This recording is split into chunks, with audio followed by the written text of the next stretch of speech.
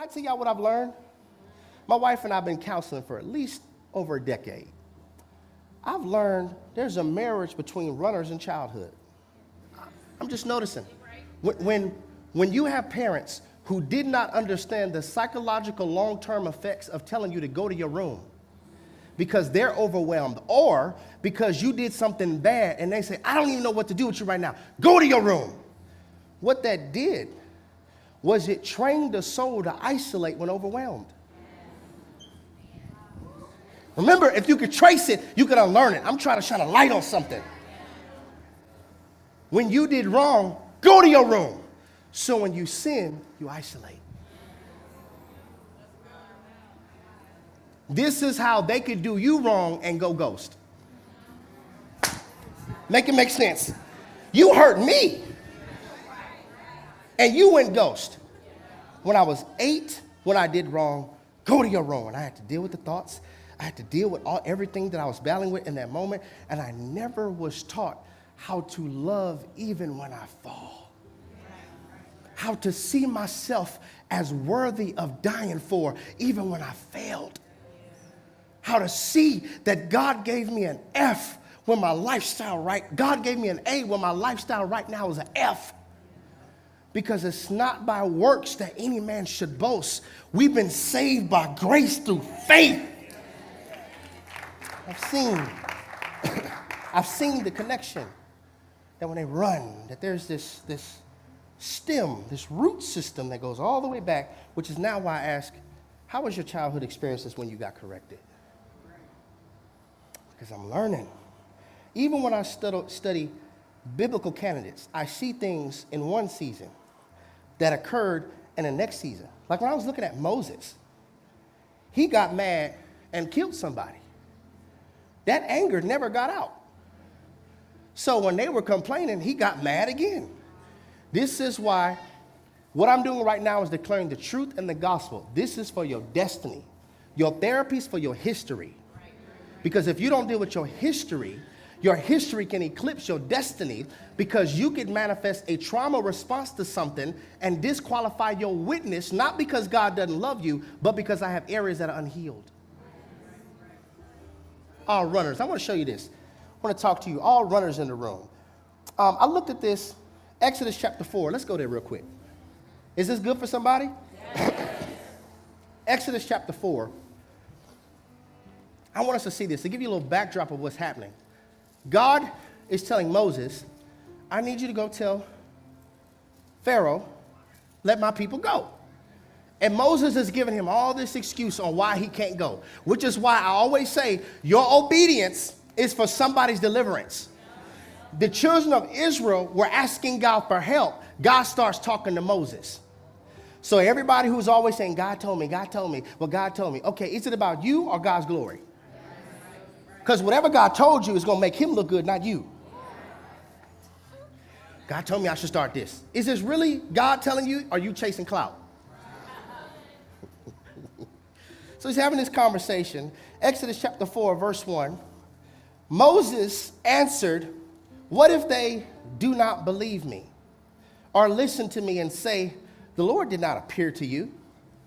Then the Lord said to him, what is that in your hand? A staff, he replied. The Lord said, throw it on the ground. Moses threw it on the ground, and it became a snake, and he ran from it. Then the Lord said to him, reach out your hand and take it by the tail. So Moses reached out and took hold of the snake, and it turned back into a staff in his hand. Hold up, wait a minute. Okay. Let's break this down, because I like to put me in the text. Okay. So God says, what is that in your hand? It's a stick. He says, throw it down. He throws it down, it becomes a snake, and he runs. Who wouldn't?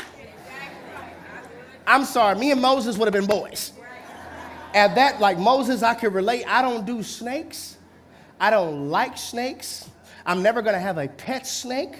You're never going to see me at the Houston rodeo holding a snake. I don't entertain snakes. In fact, every snake I see, I treat as though it's venomous. Am I the only one? Like, Oh, so y'all, okay, y'all, some of y'all like snakes. I'm gonna pray for you, okay? I don't do snakes. Every snake I see, I treat it like it's venomous. I'm not a herpetologist. That's one who studies reptiles and amphibians. But since I don't know this snake, I'm gonna treat it like it's deadly. Ooh, what if we had that with our discernment? What if we were like, you know what, I don't know if this is God or if this is me, so I'm going to treat it like this has the potential to be venomous to my destiny. I'm not going to touch it till I get some divine discernment. I'm not going to sign the contract because I don't know if this is going to be venomous to my resources. So I'm going to wait and see if I get confirmation from God. I'm not a herpetologist. I'm not going to be walking around like, wow, look at here. This is a coral snake and she's a beauty. She's a beauty. Right here we have the deadly western diamondback rattler. You want to be careful. She can strike at a whopping 95 miles an hour. Oh, this is the notorious black mamba. She's deadly. I'm good, bro. A snake. I'm like, God, you could have turned it into a kitten. You could have turned it into a squirrel. Why a snake? And then as I was studying and just asking, because I really be looking at the Bible, like, why a snake? Why a snake? It came back, a snake came into the garden. And a snake was the one that spoke to Eve, that caused her to influence Adam, and Adam deliberately disobeyed. The serpent in the text constantly tries to think that he has a hold on my people, so I want this to turn into a serpent, and I want you to grab it so that you can know I have given you the authority to tread over serpents and scorpions and over all the works of the enemy. Grab it.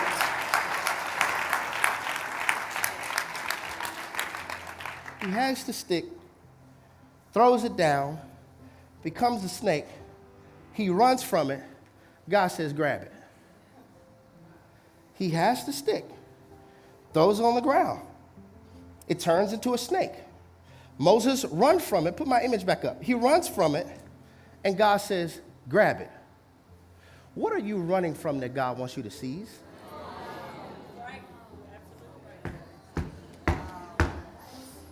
What are you running from that God says, seize it? All runners, what are you running from that God has given you the authority to seize? Constantly running. PhD in running from. GED in working through. Run from everything. Run from problems. Stay running on fumes. Keep running your mouth and always running red lights. You're sniffing, so you have a runny nose. Just everything about your life. You're a runner. Some of us keep running game like you just run. What are you running from? That God says, seize it. Your peace, seize it.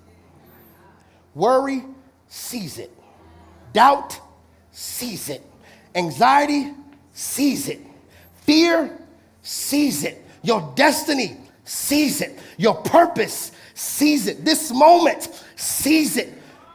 Everything about you that is fearful of seizing it, which acronym of fear are you going to live by? Forget everything and run, or face everything and rise? Somebody say, seize it. Now, that's just a few exegesis of that passage. The next thing that was crazy that God told Moses to do that tripped me out, he didn't just tell him to grab it. He said, grab it by, y'all talk to me, the tail. Okay, once again, I'm not a herpetologist, one who studies reptiles and amphibians. But I do know this. If you're going to grab a snake, you better grab it by his head. But he says, grab it by the tail. Put yourself in the most vulnerable position. Put yourself in a position where you gotta trust me. Because I need you to remember, I'm gonna crush the head of the serpent. So you don't need to worry about its head. I'm the head. You are the head and not the tail, but I'm going to crush his head, meaning I'm your authority. And I have authority over this serpent. Be vulnerable again. Trust again. This is why some people don't do church. You don't want to be vulnerable again. Trust again. The last time I tried, it hissed at me. And he's saying, I need you to grab it where you're vulnerable to attack, but you trust I won't let you get infected. Now it takes on so much sense. I know why he made it a snake now. Because you have the power to seize what the enemy is trying to do in your life. I don't know who I'm talking to. Whoever the enemy is after your teenager, you have been given the authority by God to seize it. Whatever's going on in your life, he's given you the authority to seize it. So for those who are like, I don't need nobody. Cool, I was watching Animal Planet. And I saw this buffalo. Buffalo about to preach a whole word to us. I saw this buffalo because you got to remember, the isolated, the injured, the young, and the weak are easy for attack. So I want you to see this buffalo by itself. He's done. He got all these lions on him. This is for everybody. Say, I don't need people, but you keep watching porn because nobody knows about your stuff that you're watching. I don't need anybody to help me. They biting all on his butt. He is done. He's hollering, and then one dude's like, hold on, homie needs some help. Let's pull up on him. What's up, cuz? What's up? You need some, hey, bag off my boy. He said, oh, okay, they trying to mess with Cletus. Let's roll up. What's up? What's up? What's up? What's up? You need some help? What's up? We got your back. What's up? What's up? We out here. Bag. Give me what's up.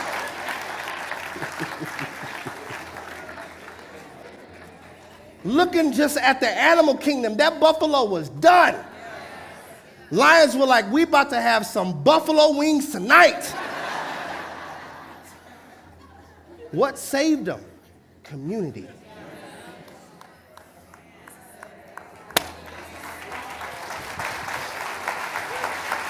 Community. It wasn't about his horns. It wasn't about his strength. It wasn't about his power. It wasn't about his speed. I know that you're anointed. It's not about that. I know that you're appointed. It's not about that. I know that you're called. It's not about that. I know that you have all these gifts. It's not about that. You are easily overtaken by wolves alone. I'm seeing this pattern. People who have podcasts that tear down other ministries don't go to church. I'm okay, what church you go to? Tell me about the right one. Since you constantly, this one's a false teacher and this one's a false prophet. Okay, who the real one? What church you go to? Well, I'm in a season of separation. I'm just in the wilderness right now.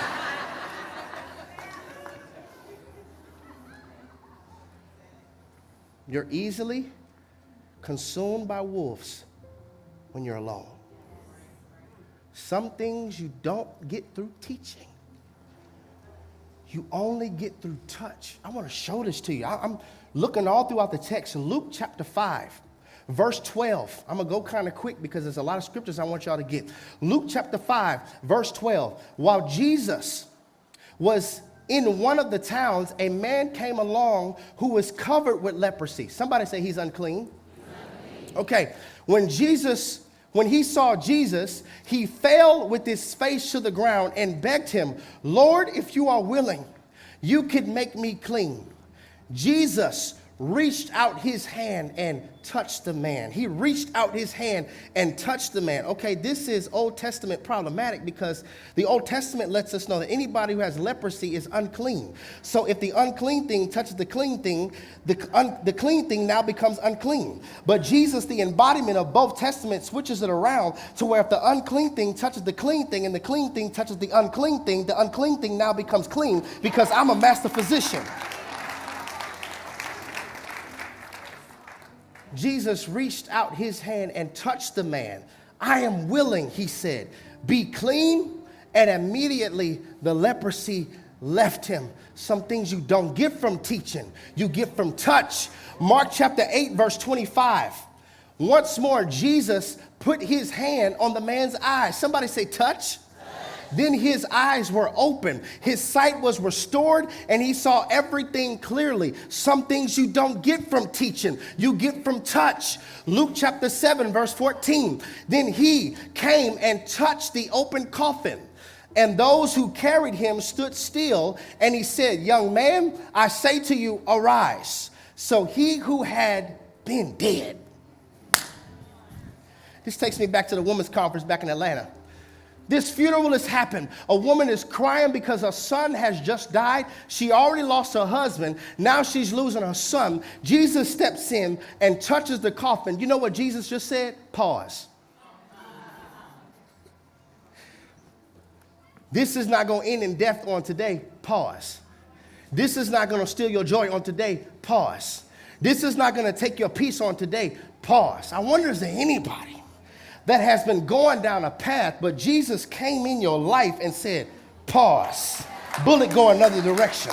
Pause. You're not going to die like this. Pause. Death must respect your purpose. Pause. To touch the coffin. I can give you more Bible. Mark chapter 5, verse 25. Now a certain woman who had a flow of blood for 12 years and had suffered many things from many physicians, she spent all she had and was no better, but rather grew worse. When she heard about Jesus, she came behind him in the crowd and touched. Gosh, I hope y'all are getting this.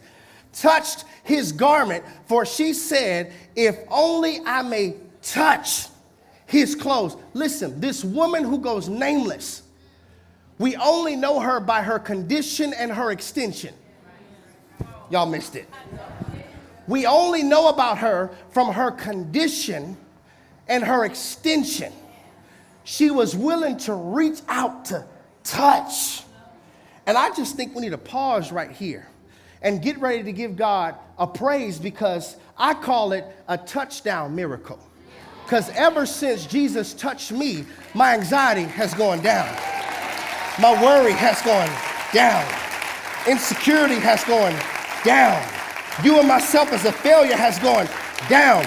Is there anybody under the sound of my voice in the sacred sanctuary who has ever had his touch? Who is desperate for his touch? We have a high priest who can be touched. Some things you don't get through teaching. You only get through touch.